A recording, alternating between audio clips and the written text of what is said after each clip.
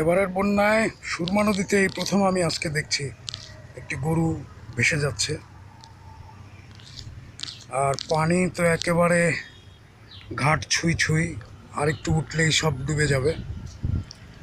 কিছুদিন আগেও ডুবা ছিল, একটু কমেছে, কিন্তু এখনও বন্যার পানি অনেক বাড়তেছে। আর এদিকে উত্তাল একটা জায়গা, এখানে